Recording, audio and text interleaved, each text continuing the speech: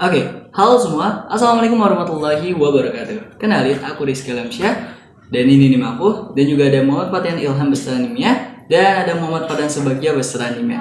Oke, jadi kami di sini akan membahas terkait dengan chapter 11, yaitu regresi linear sederhana atau simple linear regression. Jadi pertama di sini aku akan menjelaskan dulu tujuan pembelajaran atau poin-poin yang akan kami bahas bertiga pada kesempatan kali ini. Pertama kita akan jelaskan terkait dengan persamaan linear sederhana, persamaan regresi linear sederhana. Kemudian akan ada dijelaskan juga terkait dengan koefisien korelasi dan juga koefisien determinasi. Juga kita tampilkan uji signifikasi dan hipotesis, dan juga ada contoh studi kasus di dalamnya. Oke, kita masuk kepada yang pertama, yaitu terkait dengan pendahuluan. Oke, bisa dilihat di sini ya teman-teman semuanya.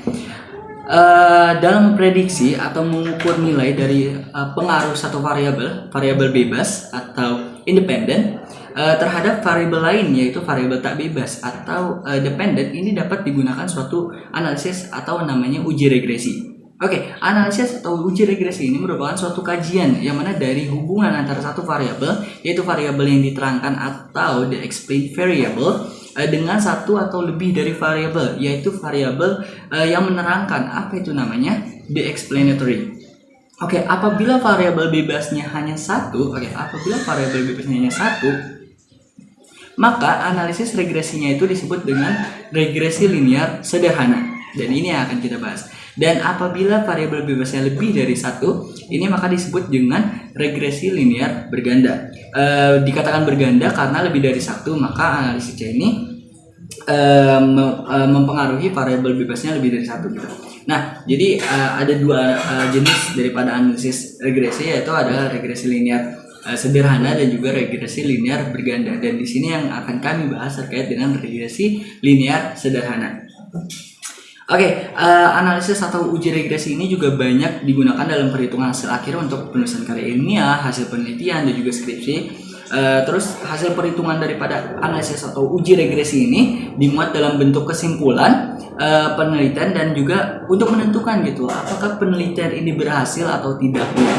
Dan kemudian analisis perhitungan pada uji regresi ini menyangkut beberapa perhitungan statistika seperti uji signifikasi, yaitu uji T, uji F. Terus ada juga ANOVA yang teman-teman mungkin udah banyak mempelajari juga, dan juga akan ada penentuan hipotesis. Nah, daripada hasil uji regresi atau analisis ini berupa suatu persamaan regresi. Jadi hasilnya itu adalah persamaan regresi. Nah, persamaan regresi ini adalah fungsi prediksi variabel yang mempengaruhi variabel lain. Oke, maka dari itu kita akan membahas terkait dengan persamaan regresi linear sederhana. Kita masuk kepada poin yang pertama. Persamaan regresi linear sederhana. Persamaan regresi linear sederhana merupakan suatu model persamaan yang menggambarkan hubungan satu variabel bebas atau prediktor X dengan satu variabel tak bebas atau respons atau Y, yang biasanya digambarkan dengan garis lurus seperti disajikan pada gambar di bawah ini. Analisis regresi linear sederhana digunakan untuk mengetahui pengaruh variabel bebas terhadap variabel terikat. Rumus regresi linear sederhana memenuhi bentuk persamaan umum Y sama dengan A tambah BX, di mana Y adalah variabel terikat atau dependent variable. X adalah variabel bebas atau independent variable, A adalah konstanta dan B adalah koefisien regresi. Nilai variabel terikat atau Y adalah yang diprediksi, sedangkan besar peningkatan atau penurunan ditunjukkan melalui nilai koefisien regresi atau B kecil. Hubungan antara variabel bebas dan terikat dapat berupa hubungan positif atau hubungan negatif. Hubungan positif terdapat pada variabel terikat dan variabel bebas yang memiliki hubungan sebanding, di mana setiap kenaikan variabel bebas akan membuat variabel terikat juga mengalami kenaikan. Hubungan negatif terdapat pada variabel terikat dan variabel bebas yang memiliki hubungan berbanding terbalik, di mana setiap kenaikan variabel bebas akan membuat variabel terikat mengalami penurunan. Cara mendapatkan persamaan regresi linear sederhana sesuai dengan data yang dimiliki dapat dilakukan dengan dua cara. Cara pertama dengan melalui perhitungan manual, sedangkan cara kedua dengan alat bantu analisis statistik seperti SPSS, R besar atau Minitab. Persamaan regresi linear sederhana dapat dituliskan sebagai berikut. Y sama dengan A tambah BX. Nah, dalam notasi matematika, rumus ini dapat dituliskan sebagai berikut. Y sama dengan BO ditambah B1X. Besar konstantanya A dan B dapat ditentukan menggunakan persamaan sebagai berikut. Oke, yang selanjutnya ini adalah langkah-langkah dari analisis dan uji regresi linear sederhana. Ada beberapa langkah yang harus kita lakukan ketika kita melakukan analisis atau uji regresi linear sederhana. Yang pertama ini adalah menentukan tujuan daripada analisis regresi linear sederhana tersebut. Kedua adalah mengidentifikasi mana variabel prediktornya, mana variabel responsnya, artinya mana variabel X-nya dan mana variabel Y-nya. Kemudian kita lakukan pengumpulan data dalam bentuk tabel pastinya. Terus kita hitung X kuadrat, X, Y, dan totalnya. Terus kita hitung juga koefisien A dan B-nya menggunakan rumus yang telah ditentukan. Terus kita buat model persamaan garisnya. Kita lakukan prediksi terhadap variabel X dan Y atau predictor and response-nya. Kemudian baru kita lakukan uji signifikasi menggunakan uji T dan menggunakan taraf signifikan. Oke. Biar langsung lebih memahami, jadi kita langsung masukin aja studi kasusnya, mungkin teman-teman juga bisa lebih enak lihatnya di layar. Ini ada satu contoh soal yang itu suatu data penelitian tentang berat badan 10 mahasiswa yang diprediksi dipengaruhi oleh konsumsi jumlah kalori per hari. Oke, bagaimana menganalisis kasus tersebut? Pertama-tama kita cari tahu dulu tujuannya. Tujuan daripada kita menganalisis kasus ini adalah apa? Kita ingin mencari apakah konsumsi daripada jumlah kalori per hari ini mempengaruhi berat badan mahasiswa. Itu tujuan yang pertama. Kita udah dapat tujuannya, kita langsung cari mana variabel X atau variabel prediktornya, mana variabel Y atau variabel responsnya. Oke, kita temukan X-nya itu adalah jumlah kalori per hari dan Y-nya itu adalah berat badan. Dan kita tampilkan juga, lalu kita buat datanya dalam bentuk tabel sebagai berikut. Nah, tabelnya ini langsung kita tentukan juga X kuadratnya, Y-nya, Y kuadrat, dan XY-nya. Oke, terus kita cari koefisien regresi dari B-nya dengan rumus sebagai berikut. Terus konstanta A-nya kita tentukan juga dari rumus sebagai berikut. Nah, terus hasilnya kayak gini. Ini udah ada hasilnya. Nah, terus ada juga cara lainnya. Kalau misalnya kita mau cari konstanta A, yaitu gimana? A sama dengan Y min BX. Maka hasilnya juga sama. Jadi hasil yang menggunakan rumus A dan B itu sama-sama aja. Nah, jadi dari contoh kasus tadi itu kita temukan model persamaan regresi linear sederhananya itu adalah Y sama dengan, ini yang ditandai dengan warna kuningnya, Y sama dengan 2,608 plus 0,149x. Nah, ini di bawahnya juga ada gambarannya daripada grafiknya. Jadi garis regresi hubungan X dan Y. Tadi itu persamaannya dalam bentuk tulisan dan ini dalam bentuk grafik ya. Oke. Nah, kita tampilkan juga studi kasus kedua atau contoh soal yang kedua. Yaitu seorang engineer ingin mempelajari hubungan antara suhu ruangan dengan jumlah cacat yang diakibatkannya, sehingga dapat memprediksi atau meramalkan jumlah cacat produksi jika suhu ruangan ini tidak terkendali. Nah, engineer ini kemudian melakukan analisis dengan mengambil data selama 30 hari terhadap rata-rata daripada suhu ruangan dan juga jumlah cacat produksi. Oke, hal yang pertama harus kita lakukan itu adalah kembali yaitu menentukan tujuannya. Tujuan daripada analisis regresi linear sederhana ini apa? Tujuannya itu adalah memprediksi jumlah cacat produksi jika suhu ruangan itu tidak terkendali. Oke, kalau kita udah dapat tujuannya, kita langsung tentuin mana variabel X dan Y-nya. Variabel X-nya kita tentukan itu adalah suhu ruangan dan juga variabel Y-nya itu adalah jumlah cacat daripada produksi. Kemudian kita tampilkan datanya sebagai berikut. Nah, ini data X kuadrat, Y kuadrat, dan XY-nya. Dan kemudian udah datanya tinggal dibaca aja, tinggal kita olah dan analisis. Kita hitung A dan B-nya dengan rumus sebagai berikut. Kita udah dapat A-nya berapa, B-nya berapa, lalu kita langsung buat kepada model persamaan regresinya, yaitu apa? Y sama dengan A plus BX. Langsung tuh dihitung dan kita masukin. Tadi nilai A-nya berapa, nilai B-nya berapa. Intinya adalah tinggal rumusnya udah ada, kita tinggal masukin angkanya, nanti pasti langsung ketemu hasilnya gitu loh. Kemudian kita yang terakhir adalah lakukan prediksi atau peramalan daripada variabel faktor penyebab atau variabel akibatnya. Ada dua. Yang pertama adalah prediksi jumlah cacat produksi jika suhu ruangan tinggi gitu loh. Nah, contohnya misalnya 30 derajat suhunya. Gimana kalau 30 derajat suhunya? X-nya 30 berarti. Kita cari Y-nya. Kalau X-nya 30, Y-nya maka 19,12. Maka kalau suhunya 30 derajat, diprediksi akan terdapat 19,12 unit cacat yang dihasilkan oleh produksi.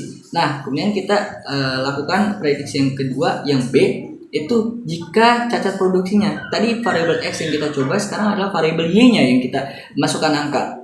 Variabel Y-nya anggap ada hanya boleh 4 unit gitu loh. Y-nya sama dengan 4. Maka berapa suhu ruangan yang diperlukan untuk mencapai target tersebut? Oke, Y-nya kita masukin 4, terus kita masukin angkanya ke rumus, maka didapat X-nya itu adalah 19,57. Maka di sini dapat disimpulkan bahwa prediksi suhu ruangan kalau misalnya untuk mencapai target cacat produksi itu adalah 19,50 derajat Celcius. Dan itu tadi ada kita cari berikan langkah-langkahnya daripada regresi linear sederhana analisisnya. Dan juga langsung kita tampilkan studi kasusnya, contoh soalnya, dan cara penyelesaiannya bagaimana. Materi selanjutnya yaitu koefisiensi korelasi, yaitu untuk mengukur kekuatan hubungan antar variabel prediktor X dan respons Y dilakukan analisis korelasi yang hasilnya dinyatakan oleh suatu bilangan yang dikenal dengan koefisien korelasi. Biasanya analisis regresi sering dilakukan bersama-sama dengan analisis korelasi. Nah, untuk rumusnya, jadi yang pertama itu persamaan koefisiensi korelasi dapat dituliskan sebagai seperti di bawah ini. Nah, untuk rumusnya bisa dilihat. Nah, dalam hal contoh kasus di atas, maka koefisiensi korelasinya adalah sebagai berikut. Untuk rumusnya bisa dilihat di layar. Nah, nilai ini memberi arti bahwa hubungan variabel bebas atau prediktor X dengan variabel terikat atau respons Y adalah sangat kuat. Persentasenya 90%, jadi berat badan memang sangat dipengaruhi oleh konsumsi jumlah kalori per hari. Materi selanjutnya yaitu koefisiensi determinasi atau R kuadrat, yaitu koefisien determinasi dapat ditentukan dengan mengkuadratkan koefisien korelasi dari contoh kasus di atas. Maka koefisien determinasinya adalah R kuadrat sama dengan 0,90. Nilai ini berarti bahwa 90% variabel bebas atau prediktor X dapat menerangkan atau menjelaskan variabel tak bebas atau respons Y, dan 10% dijelaskan oleh variabel lainnya. Uji signifikansi dan hipotesis. Pengujian hipotesis dimaksudkan untuk melihat apakah suatu hipotesis yang diajukan ditolak atau dapat diterima. Hipotesis merupakan asumsi atau pernyataan yang mungkin benar atau salah mengenai suatu populasi. Dengan mengamati seluruh populasi, maka suatu hipotesis akan dapat diketahui apakah suatu penelitian itu benar atau salah. Untuk keperluan praktis, pengambilan sampel secara acak dari populasi akan sangat membantu. Dalam pengujian hipotesis, terdapat asumsi atau pernyataan istilah hipotesis nol. Hipotesis nol merupakan hipotesis yang akan diuji. Dinyatakan oleh H0 dan penolakan H0. Dimaknai dengan penerimaan hipotesis lainnya yang dinyatakan oleh H1. Jika telah ditentukan koefisien determinasi atau R kecil kuadrat, maka selanjutnya dilakukan uji signifikan hipotesis yang diajukan. Uji ini dapat menggunakan uji T, uji F, uji Z, atau uji C kuadrat. Dengan uji signifikansi ini dapat diketahui apakah variabel bebas atau prediktor independen X berpengaruh secara signifikan terhadap variabel tak bebas atau Y. Arti dari signifikan adalah bahwa pengaruh antara variabel berlaku bagi seluruh populasi. Nah, untuk selanjutnya ini ada langkah-langkah yang diperlukan dalam uji T pada regresi linear. Yang pertama itu menentukan hipotesis. Jadi H0 variabel X tidak berpengaruh signifikan atau nyata terhadap Y. Selanjutnya, variabel X berpengaruh signifikan atau nyata terhadap Y. Nah, yang kedua itu menentukan tingkat signifikansi. Tingkat signifikansi yang sering digunakan adalah A sama dengan 5% atau A sama dengan 0,05. Yang ketiga, menentukan nilai T hitung menggunakan rumus sebagai berikut. Nah, rumusnya bisa dilihat di layar. Selanjutnya, menentukan daerah penolakan H0 atau daerah kritis. Bentuk pengujian dua arah sehingga menggunakan uji T dua arah yaitu sebagai berikut. H0 akan ditolak jika T hit lebih besar atau T tap atau minus T hit lebih kecil minus T tap. Berarti H1 diterima. H0 akan diterima jika minus T hit lebih kecil daripada T tap lebih kecil dari T hit, berarti H1 ditolak. Nah, ini bisa dilihat sendiri rumusnya. Nah, selanjutnya itu menentukan tabel menggunakan tabel uji T. Tabel uji T untuk A sama dengan 5% dan derajat kebebasan atau DF sama dengan N minus K. Atau N itu jumlah sampel atau pengukuran. Nah, K ini ada jumlah variabel, yaitu variabel bebas ditambah variabel terikat. Nah, selanjutnya ada kriteria pengujian nilai T hitung dan T tabel. Bila nilai T hit lebih kecil dari T tap, maka H0 diterima, H1 ditolak. Nah, bila nilai T hit lebih besar dari T tap, maka H0 ditolak, H1 diterima.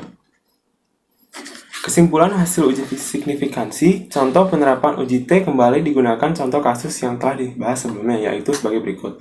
Dari contoh kasus di atas diketahui bahwa koefisien determinasi atau R kuadrat sama dengan 0,90, koefisien korelasi atau R sama dengan 0,95, jumlah data N sama dengan 10. Hipotesis yang diasumkan atau diajukan, yaitu variabel X tidak berpengaruh signifikan terhadap Y.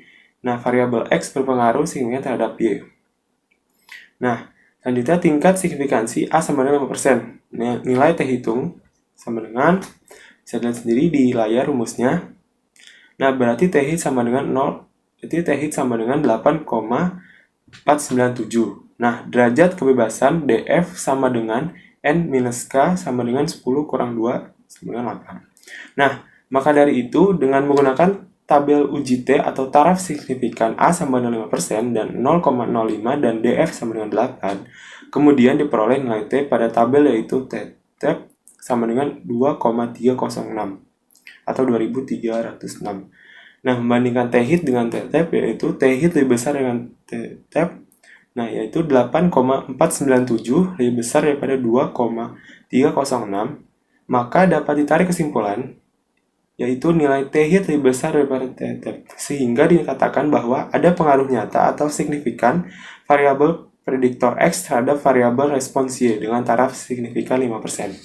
Oke, itulah tadi pemaparan kami terkait dengan chapter 11 yaitu regresi linear sederhana, dan kami tampilkan juga ini ada referensi yang kita gunakan dalam penyusunan book chapter ini, dan mungkin itu saja yang bisa kami paparkan.